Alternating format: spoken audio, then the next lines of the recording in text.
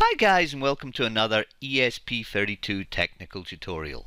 In this edition we're going to continue on with our Bluetooth Low Energy story and the C++ classes which have been made available that try and encapsulate the BLE functions to make it simpler. In this story, we're going to talk about BLE Clients. Previously, we've spoken about BLE Servers and notification and various other good things, but now we're going to turn our attention to our ESP32 being a client of an external BLE server. So what I'm going to do is I'm going to walk you through some code, and then we're going to have a look at it in action. I'm not going to waste a whole lot of time talking about the code because the sample is up there, but I do want to give you an impression of how it all works. So we'll start by we enter into our sample client call. Now what sample client is going to do is it's going to perform a BLE scan looking for a BLE service that matches one we're looking for. So the way that this code works is we get a scan object, we register a callback that will be invoked for each external BLE server found. We say that we want to do active scanning as opposed to do passive scanning. That's a technical thing, and we're going to scan for a maximum of 30 seconds, and that's it. So this start call here starts the scan being performed, and every time that our ESP32 detects a new and unique, not seen before BLE server, it's going to call this callback function. Now this callback function is here. It's a C++ class which has an onResult method on it. So every time a new BLE server is detected, the onResult will be called, passed in a copy of the advertised device nature. So every time we find a new device, will be called here. Now within an advertised device, there's the concept of the device's service UUID. So we can ask if this device is advertising a particular service ID. We're going to look for the service ID that I'm looking for. And if we find an advertised device which has exposed on it the service ID I'm looking for, then we might as well stop stop scanning because we found what we want. We'll log that we found our device, we'll create our client, and we'll start the new client passing in the Bluetooth Low Energy address that is the address of the advertised device we just detected.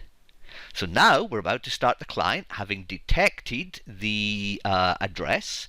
So we call the client has a run method. The run method is passed in the address, and then we perform a client connect to the address that we were passed in. So this is us forming the connection between our BLE client and the external BLE server. Now we're going to request the service reference for the service we're looking for, and this BLE server should have it because it advertised that it did. If we don't, we fail here. But now we've got a handle to the service exposed on that remote BLE server. Now I'm going to ask that service to give me the characteristic, that's the container for the data, that I am looking for. Again, I'm specifying my own characteristic UID here that I'm looking for. And if we don't find it, well, that's another problem, so we'll quit there. Then what I'll do is I'll read the value of the characteristic and I'll log it to the console. And then, remember I'm being a client here, every second, because I go to sleep for a second, every second I change the value of the characteristic to be the text. Time since boot is the current time, and we'll continue to change the value of the server's characteristic once a second. And that's it. That's the technical sample. That's what it's going to do. So it's going to start, it's going to scan for a server. When we found the server, we're going to start a client. The client is going to connect to the server, retrieve the remote service, retrieve the characteristic of the remote service, read the value of that characteristic, and then in a loop, change that characteristic's value forever. All right, great. So for testing this, I've got my little cell phone. I've got an Android-based cell phone, and I'm running the Nordic Connect tool, and the Nordic Connect tool allows me to expose a server. So I've defined a server here with a particular service and a particular characteristic and a particular value, and I generated these UUIDs. So my cell phone is going to act as a BLE server. Alright, so now that I've acted as a BLE server, let's bring up my ESP32 environment. Let's clear the screen and let's run the ESP32 application. So it's now running, and we've got lots of diagnostic because I've let lots of diagnostic, but we're now in here and we're looping once a second, writing the characteristic, and that's just the code that we saw here running. Now if I bring up my cell phone and we look at the cell phone's data, we see that every second the cell phone is reporting that the value of the characteristic has changed. Time since boot 23, 24, 25, 26, 27. Every second it cooks up by 1.